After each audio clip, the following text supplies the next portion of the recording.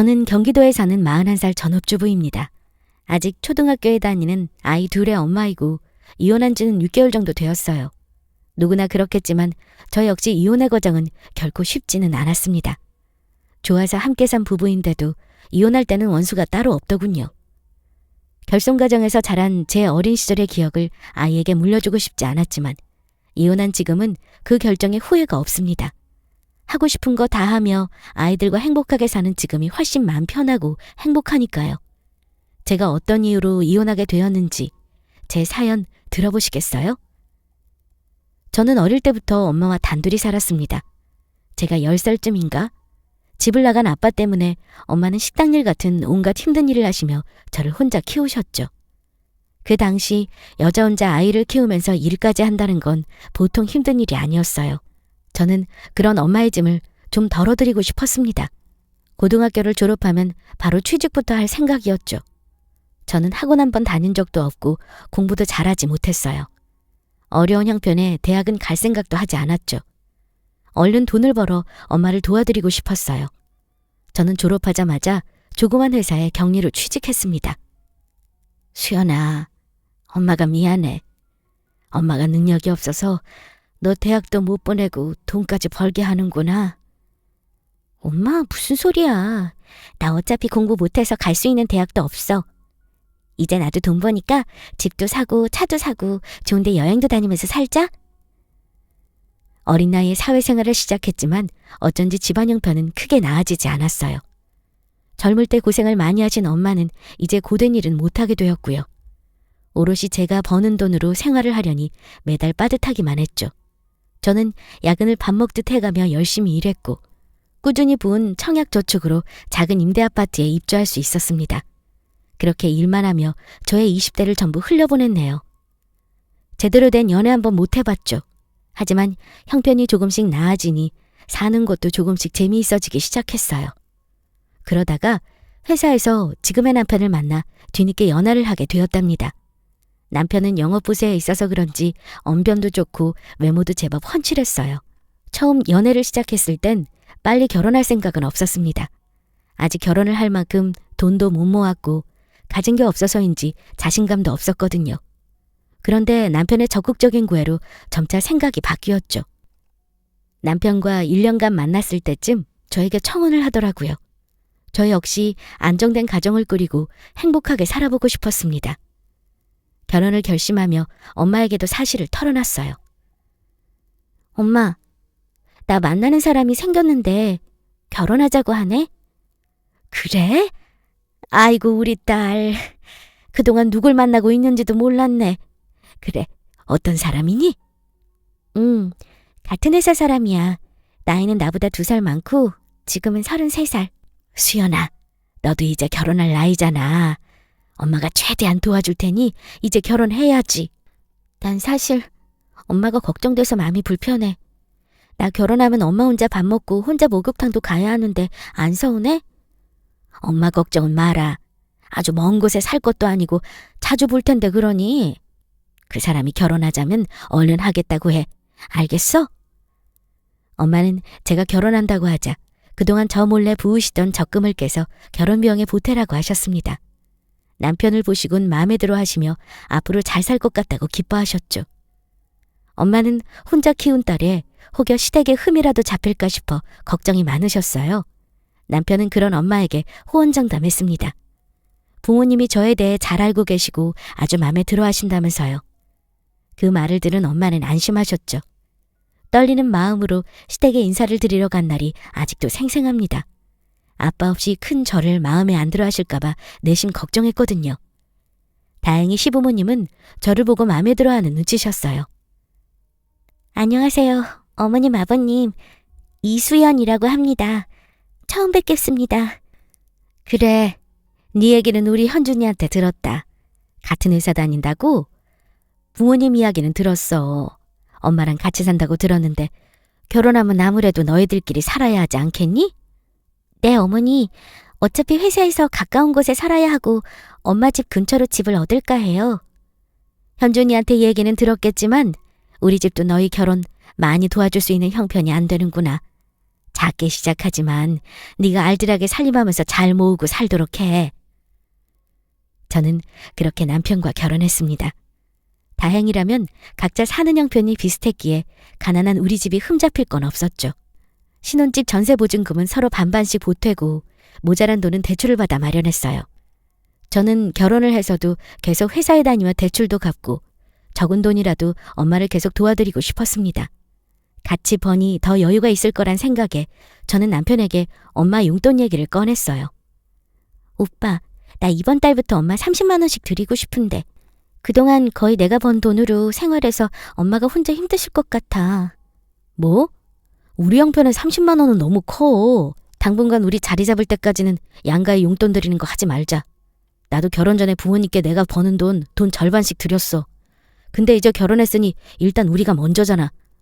나도 이제 우리 집에는 돈 드릴 여유가 없어.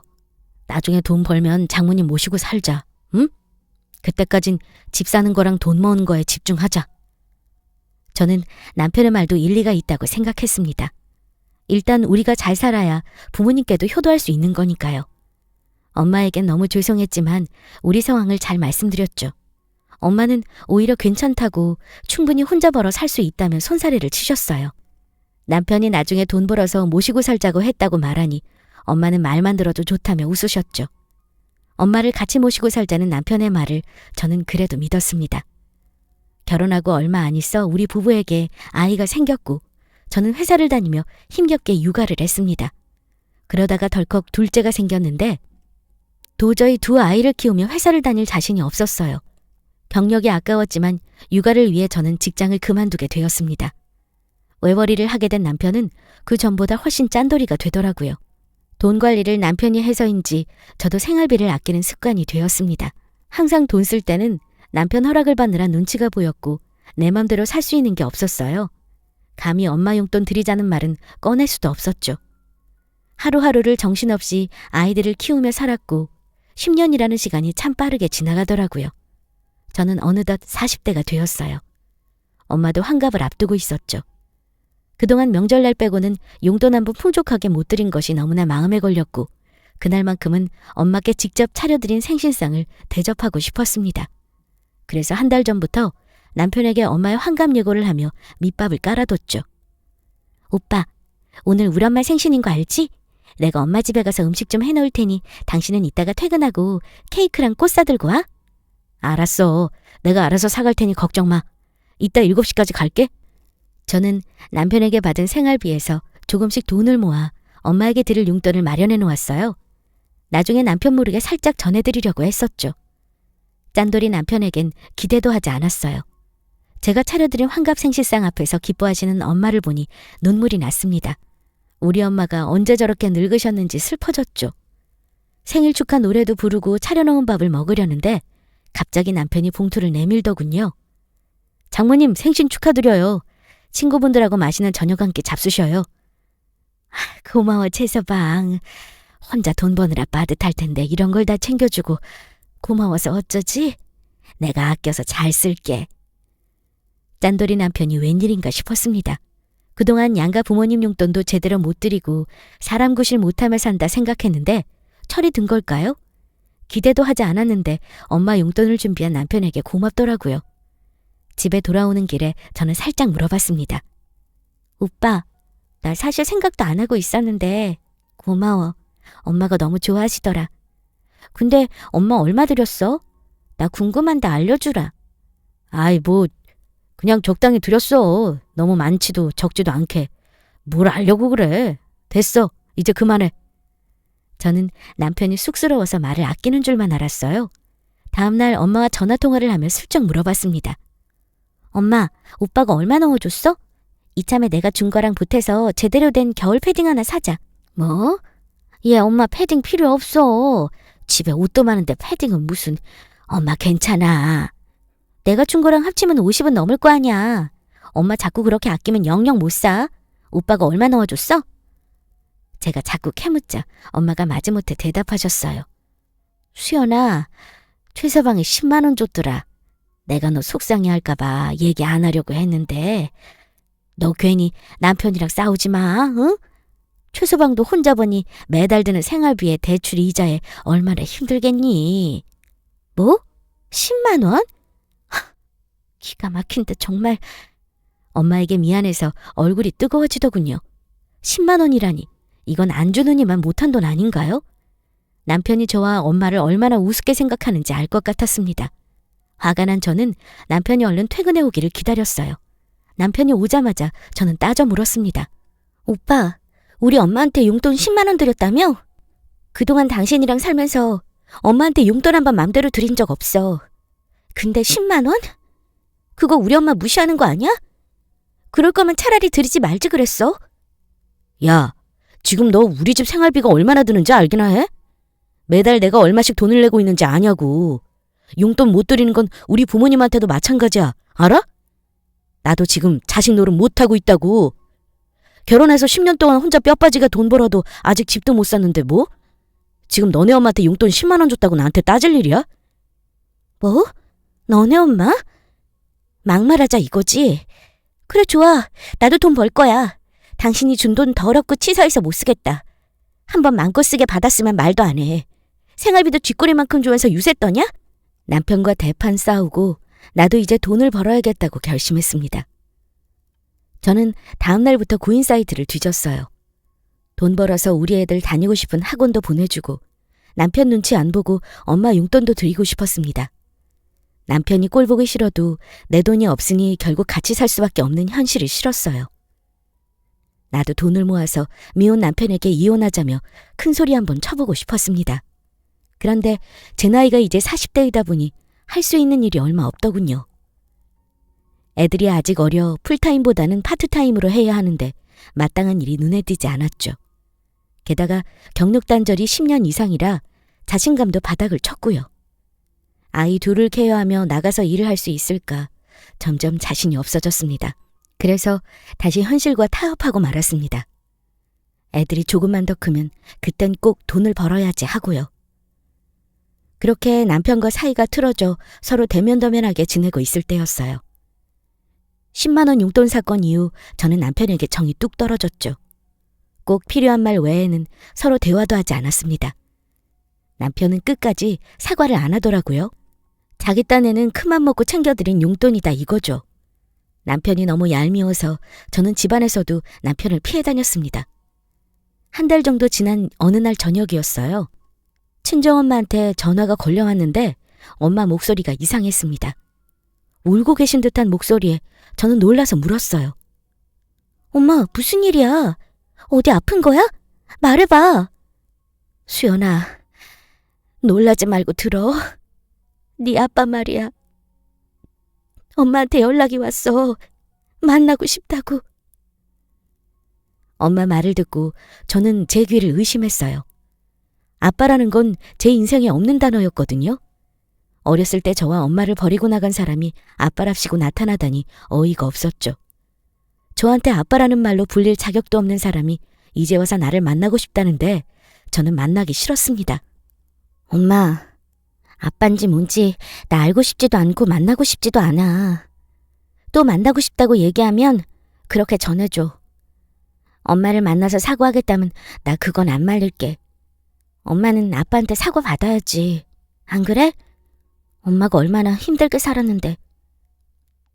수연아, 엄마도 네 아빠 다시 보고 싶은 마음 없어. 근데 네 아빠가 지금 몸이 많이 안 좋은가 봐. 엄마도 싫지만 하도 간곡하게 부탁을 해서 그래. 마지막이라고 생각하고 아빠한테 얼굴 한번 보여줘. 응? 엄마는 사실 오늘 아빠 만나고 왔어. 네가 이럴까 봐 생각 많이 했는데 아빠가 너한테 할 말이 있다고 꼭 봐야 한다고 그러잖니. 응? 엄마가 울면서 말씀하시니 제 마음이 흔들리더군요. 힘들 땐 어디 있었는지 나타나지도 않던 아빠였죠. 살면서 한 번도 딸을 찾아보지도 않았던 아빠가 이제와 절 만나보고 싶다니 대체 왜일까 하는 생각이 들었습니다. 저는 복잡한 마음이 되어 다음 날까지 고민했습니다. 그리고 결론을 내렸어요. 이대로 아빠가 떠나버리면 그동안 힘들게 산 거 마음껏 한풀이도 못하게 되는 거니까요. 저는 아빠를 만나기로 했습니다. 중요한 일인 만큼 남편에게도 얘기했어요. 저는 남편과 사귈 때 이미 제 가정 환경에 대해 얘기한 적이 있었습니다. 제가 10살 때 집 나간 아버지에 대해서요. 어릴 때라 아빠 얼굴도 잘 기억 안 나지만 아빠 때문에 참 힘들게 살았다고 남편에게 말했었죠. 남편에게 자초지종을 얘기하니 만나고 오라고 하더군요.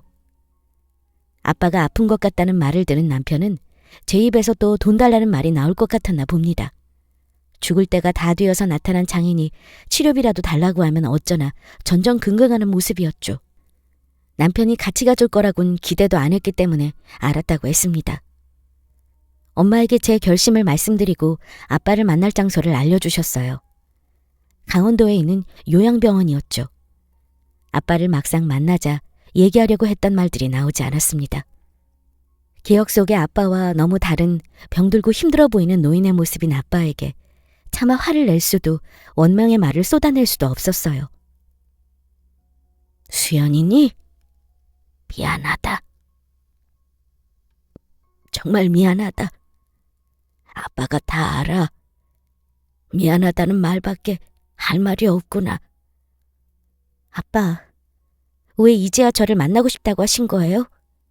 저 엄마랑 정말 힘들게 살았어요. 그거 알아줘야 해요, 아빠. 그래, 알아. 엄마 만나서 얘기 다 들었다. 네가 나를 만나고 싶어 하지 않았다는 것도 다 알고 이해해. 아빠의 목소리를 듣자 그동안 참았던 눈물이 쏟아졌습니다. 수연아, 너도 알다시피 아빠가 많이 아파서 이제 오래 못 살아. 30년 아빠 노릇을 못했으니 너한테 그거 갚을 기회 주겠니? 아빠는 저에게 그동안 모은 재산이라며 서류 더미를 전해주셨습니다. 너랑 엄마한테 주고 싶다. 그동안 고생한 거에 비하면 얼마 안 되는 거지만 아빠는 이제 필요 없어. 너 힘들게 사는 거 엄마한테 다 들어서 알고 있어. 이제 이거 가지고 너 하고 싶은 거 하면서 애들도 남부럽지 않게 뒷바라지 해줘라.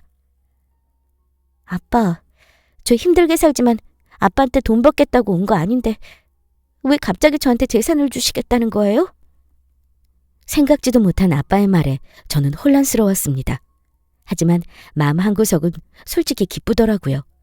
맨날 돈 없이 쩔쩔매고 살았던 저에게 모든 재산을 주신다니 뒤늦게 나타난 아빠가 저에게 온 행운이라는 생각이 들더군요.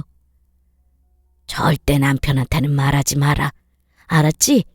사람이 살다가 무슨 일이 생길지 모르는 거야.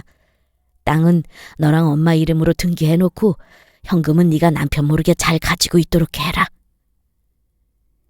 아빠를 만나고 돌아온 저는 남편에게 아빠가 곧 돌아가실 것 같다고 말했습니다. 남편은 그래 하고 짧게 묻고는 더 이상 관심을 보이지 않았어요. 자기가 챙겨야 할 가족으로 인정하지 않겠다는 거였죠. 저도 더는 아빠에 대해 얘기하지 않았습니다. 아빠가 남겨주신 재산에 대해서는 더더욱 말하지 않았고요. 차근차근 정리해서 엄마 몫도 드리고 나머진 제가 남편 모르게 갖고 있으려고 했죠. 아빠를 만나고 나니 30년간 있던 마음속의 응어리가 풀렸습니다. 저는 아빠의 존재를 항상 부정했지만 아빠는 저에게 항상 아픔이었던 거죠. 게다가 저에게 많은 재산까지 남겨주신 게 감사하기까지 했습니다.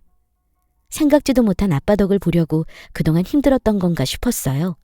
저는 그 후 엄마와 함께 아빠가 계신 요양원을 몇 번 더 찾아갔습니다. 요양원 밖으로 나올 수 없는 아빠에게 손주들 사진도 보여드리고 그동안 못다한 얘기를 많이 나누었어요. 허락된 시간이 많지 않아 함께 있는 시간을 더 소중하게 썼던 것 같아요.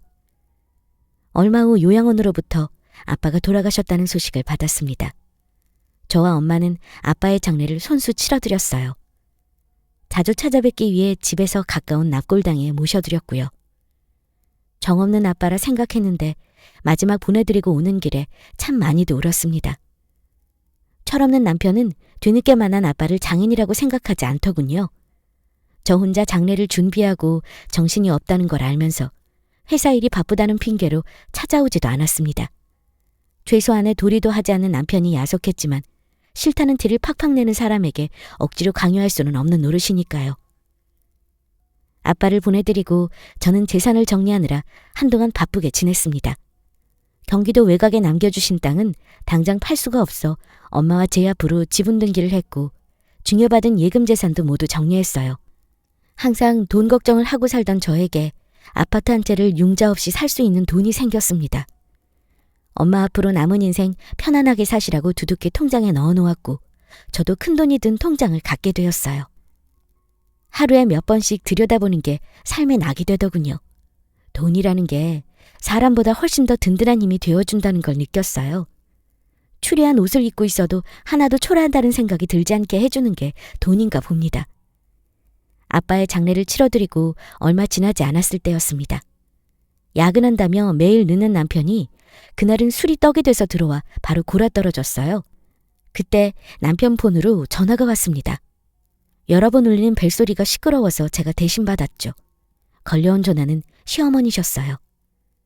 어머니, 애들 아빠 지금 자고 있어서 전화를 못 받아요. 제가 전해드릴게요. 말씀하세요. 그러니? 다른 게 아니고 엊그제 현준이가 보내준 500만 원 덕분에 네 아빠가 저지른 빚 다 해결했다. 고맙다는 말하려고 전화했어. 생활비에서 쪼개서 갚느라 힘들었는데 목돈을 마련해줘서 수월하게 갚았지 뭐니? 고맙다. 저는 모르는 일이라 당황했지만 어머니는 제가 알고 있다고 생각하시는 것 같아 일단 대답을 했습니다. 네, 어머니. 제가 남편한테 말씀 잘 전할게요. 남편이 보낸 돈 500만 원으로 시아버지의 빚을 갚았다는 말에 어이가 없었습니다. 결혼해서 지금껏 자기 집에도 용돈 한 번 드린 적 없다고 큰소리치던 사람인데 그런 큰돈을 들였다는 말을 듣자 그동안 남편의 모든 행동이 의심이 가기 시작했어요. 우리 엄마 생일에는 돈 10만 원 주는 것도 아까워하고 생활비 한 번 넉넉하게 준 적 없는 사람이었으니까요. 그동안 남편이 얼마를 버는지 어디에 돈을 쓰는지 아무것도 몰랐던 제가 바보였던 거예요. 저는 남편이 깊이 잡는 걸 확인하고 컴퓨터를 켰습니다. 남편의 주 거래 은행에 로그인해 그동안 어디에 돈을 쓰고 다녔는지 알아야 했어요.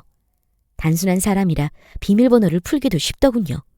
우리 집 현관 비번을 누르자 쉽게 풀렸죠. 그리고 최근 5년간 남편의 통장 거래 내역을 확인한 저는 손이 덜덜 떨려왔습니다. 열어선 안 될 판도라의 상자를 들여다본 기분이었죠. 입금 내역을 보니 남편의 월급은 제가 회사를 간두던 10년 전보다 많이 올라 있었어요. 월급이 너무 안 오른다며 상여금이 적다며 투덜거리던 남편이었는데 어느 달은 1,000만 원 넘게 입금이 되어 있었죠. 충격적인 건 출금 내역이었어요. 남편은 매달 어머니에게 50만 원의 돈을 보내고 있었습니다. 어버이날이나 명절이 있는 달은 그것보다 더 많이 보냈더라고요. 기가 막혔습니다. 그동안 남편의 태도에 속고 지낸 제가 병신처럼 느껴졌죠. 출금 내역을 하나씩 확인하는데 이상한 점을 또 발견했습니다. 최근 1년간 같은 여자에게 일정한 금액의 돈을 계속 보냈던 내역이 있었던 거예요. 물건을 사거나 술집에서 결제한 것도 아니었어요. 뭔가 이상한 느낌이 딱 오더군요. 같은 여자에게 매달 돈을 주는 게 뭐겠습니까? 그것도 1년도 넘는 시간을요. 술 먹고 외박하는 날이 가끔 있더니 남편은 저 모르게 여자를 만나고 있었던 거죠. 100만 원도 안 되는 생활비를 주면서 세상 아까워하던 놈이 시댁에는 용돈을 매달 보내고 그것도 모자라 여자까지. 전 더 이상 참을 수 없었습니다. 일단 증거를 남겨놔야 하니 모든 거래 내역을 캡처해 놓았죠. 이제껏 남편은 저와 엄마를 챙겨야 할 가족이라고 생각하지 않았던 것 같습니다. 시댁에도 주는 돈 없으니 친정집에도 줄 돈 없다고 큰소리치던 사람이 나 모르게 자기네 집만 챙겨왔다는 게 그동안 속은 것보다 더 화가 났어요. 힘들게 산 저와 엄마가 남편에게 무시당한 것 같은 기분이 들었거든요. 남편은 그저 자기네 집만 챙기는 이기적인 놈에 바람까지 피우는 쓰레기였죠. 저는 이제 이혼이 무섭지 않았습니다. 남편이 항상 돈 때문에 구박하고 저를 무시할 때마다 이혼하고 싶어도 어쩔 수 없이 산 이유는 돈 때문이었어요. 그런데 전 이제 가난하지 않았거든요. 아빠가 물려주신 재산으로 혼자 애들 데리고 남부럽지 않게 살 수 있는데 더 이상 이런 취급을 받고 살 이유가 없었어요. 너무 화가 나니 눈물도 나오지 않더군요. 코까지 골며 세상 모르게 자고 있는 남편에게 말해줬어요. 당신 그렇게 편하게 잘 수 있는 날이 오늘이 마지막이 될 거야. 저는 다음날 바로 엄마에게 이혼하겠다고 말씀드렸어요. 엄마, 나 이혼할 거예요. 애들은 내가 키울 거고 우리 이제 같이 살자, 엄마. 나 애들 아빠랑 이제 같이 못 살겠어요. 이혼이라니. 애들도 있는데 네가 참고 살아야 하지 않겠니? 최서방이 바람을 피우길 하니 널 때리길 하니 혼자 돈 버느라 저렇게 바쁘게 사는데 왜 갑자기 이혼을 하겠다는 거야? 응? 엄마도 나한테 말 안 하지만 서운해하는 거 다 알아.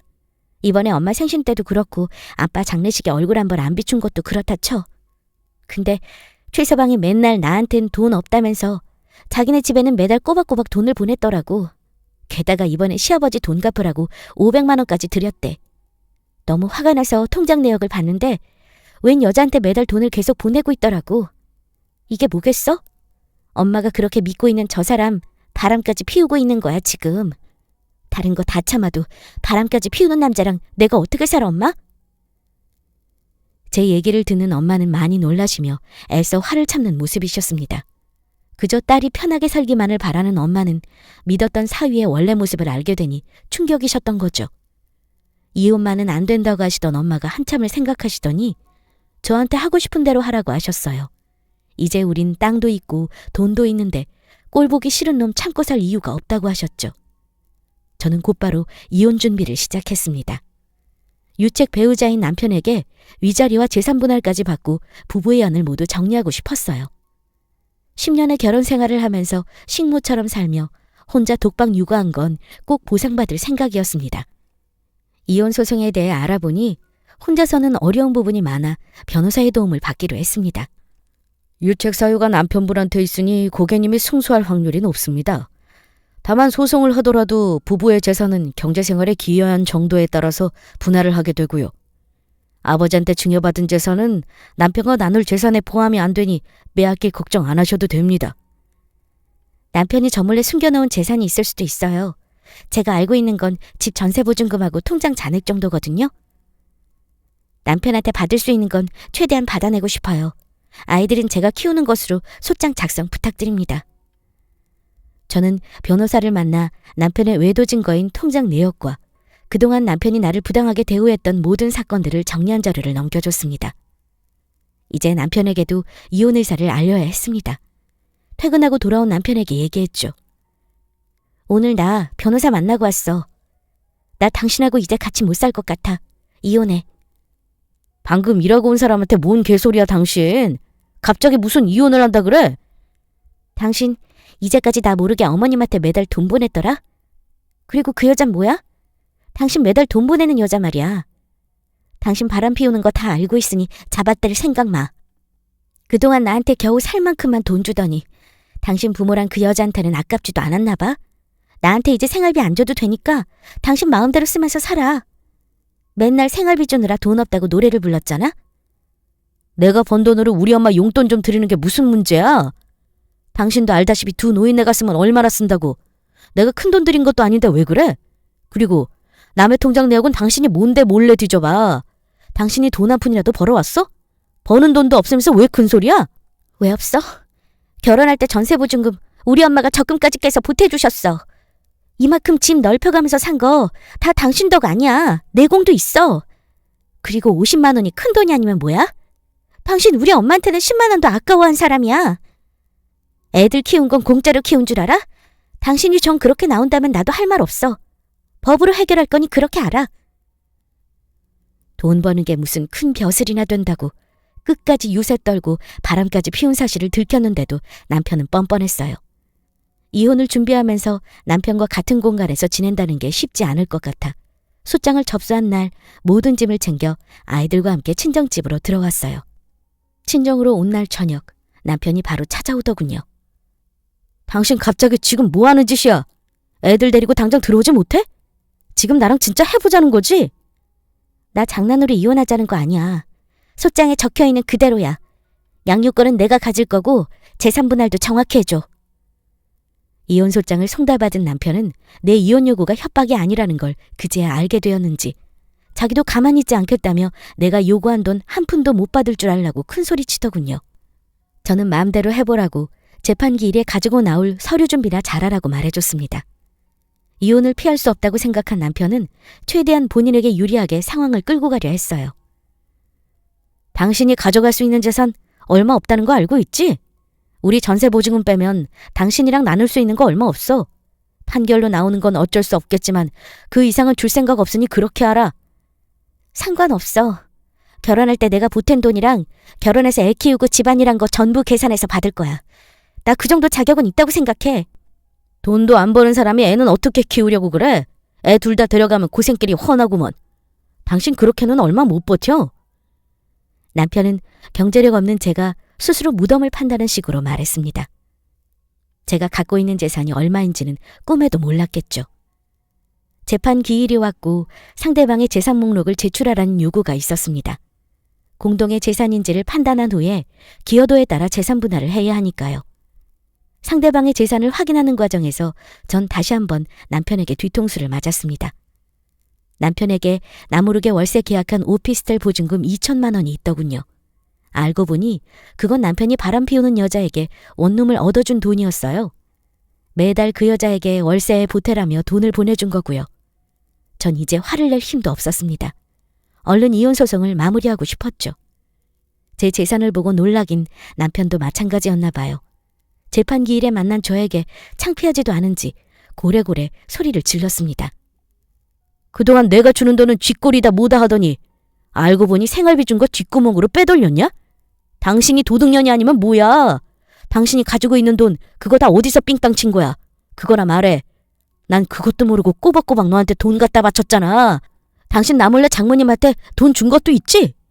웃기지 마. 삥땅 칠 정도로 생활비나 줬어? 내 돈 당신이랑 상관없어. 돌아가신 아빠가 나한테 주신 거야. 당신 우리 아빠 장인어른이라고 생각한 적도 없잖아? 장례식장에 코빼기도 안 비쳤으면서 당신은 그거 나누자고 할 자격 없어. 법적으로도 재산분할 대상에 끼지도 않는다고. 그리고 내 돈으로 엄마한테 용돈 주는 게 뭐가 문제야? 그건 당신이 한 말 아니야? 결혼 생활 내내 나한테 거짓말하고 바람까지 피운 게 누군데 나한테 큰 소리를 쳐? 재판정에서 싸우고 돌아왔는데 자괴감이 들었습니다. 나를 자기 몰래 돈이나 빼돌린 도둑년 취급을 하다니요. 남편은 10년이 넘게 알뜰하게 살림했던 내 공은 하나도 인정하지 않았습니다. 그런데 소송 과정에서 엄마와 공동으로 소유하고 있던 땅의 현재가액을 확인하고 깜짝 놀랐습니다. 아빠가 오래전 사두신 땅이 엄청나게 올라 있었거든요. 평수가 넓은 대지였고 다 합치면 30억이 넘는 가치가 있었죠. 당장 팔 생각이 없어 그냥 놔둔 거였는데 가만히 있다 로또에 당첨된 거나 마찬가지잖아요. 너무 큰 액수의 돈에 저도 얼떨떨했죠. 그 땅은 어차피 재산분할 대상에 포함되지 않는 거였습니다. 남편이 무슨 자격으로 그 땅에 권리가 있겠어요? 근데 남편이 그 땅이 지금 많이 올랐다는 사실을 알았는지 갑자기 태도가 돌변하더군요. 갑자기 전화가 와서는 저에게 대뜸 미안하다며 울면서 말했습니다. 여보, 소송하면서 생각해보니 내가 당신한테 잘못한 게 많은 것 같아.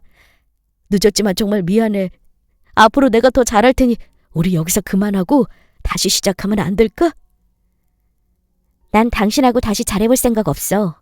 다른 여자 좋아서 월세방까지 얻어줬던 사람이 갑자기 미안하다는 것도 못 믿겠고 나보고 도둑년이라고 펄펄 뛰던 당신이 갑자기 이러는 거 내가 어떻게 생각할 것 같아? 내 재산 때문에 배 아파서 그러는 거 나 다 알아. 땅값 올랐다니까 그거 탐나나 봐? 난 10년 동안 좋은 옷 한 번 사입은 적 없고 내 입에 고기 들어가는 것도 아까워서 제대로 먹지도 못하고 살았어. 앞으로는 애들하고 엄마하고 재미있게 살 거야. 그러니 당신도 미안한 척 연기하지 말고 포기해. 우리 아빠가 나한테 준 재산은 당신이 탐낼 권리 없으니까. 며칠을 징징거리며 저를 붙잡던 남편에게 자꾸 이러면 접근금지 명령까지 받아낸다고 하자 그제야 멈추더군요. 결국 이혼 소송은 제가 위자료 2천만 원을 받고 전세 보증금의 절반을 받아내는 것으로 마무리되었어요. 이혼 소식을 들으신 시댁에서도 난리가 난 모양이었습니다. 게다가 어찌하셨는지 제 재산 얘기를 전해 들으시고는 하루가 멀다 하고 전화를 하시더군요. 무조건 자기 아들이 잘못했으니 한번 봐달라며 얘기하시다가 갑자기 네가 뭔데 우리 아들을 내쫓냐면서 화를 내시기도 했습니다. 며칠을 시달리다가 더 이상 시댁에 우리 이혼 사유를 구구절절 말씀드리고 싶지 않아서 아들한테 들으시라고 하고 전화번호를 바꿔버렸습니다. 아들 잘못으로 이혼한 건데 왜 자꾸 나한테 전화해서 괴롭히시는 건지 더 이상 그 집안과는 말도 섞고 싶지 않았습니다. 저는 소송을 끝내고 최근에 넓은 집으로 이사했습니다. 평생 살아보고 싶었던 넓은 신축 아파트를 장만했거든요. 아파트 앞 조그만 상가를 하나 사서 카페를 차리려고 바리스타 교육도 받고 있어요. 엄마와 맛있는 브런치도 먹으러 다니고 가끔 온 가족과 함께 호캉스도 즐기고 있습니다. 아이들은 태권도랑 피아노랑 미술까지 배우고 싶다는 거 마음껏 보내주고 있답니다. 요즘은 사는 게 재미가 있네요. 생활에 허덕이며 전전긍긍하던 때와는 다른 삶을 사는 게 너무 행복합니다. 돈이란 것이 그렇더라고요. 있어도 무섭지만 없으면 더 무서운 존재죠. 하지만 확실한 건 내가 소중하게 생각하는 걸 지키려면 반드시 돈이 필요하다는 거예요. 결혼 생활 내내 남편에게 기죽어 살던 제가 이렇게 인생 역전할 수 있었던 것도 다 돈 덕분이니까요. 원망하고 있던 아빠에게 재산을 물려받아 부자까지 될 거라곤 상상도 못했던 일이었죠. 이제껏 제 인생에 한 번도 없었던 행운을 아주 큰 것으로 한 방에 받은 거라 생각하고 있어요. 아빠와 지낸 시간은 짧지만 매년 기일마다 아빠의 제사상은 꼭 챙겨드리려고 합니다. 살아계셨다면 저와 손주들과 함께 아마 즐겁게 지냈을 테죠? 전 남편은 한 달에 한 번 아이들을 만나러 옵니다.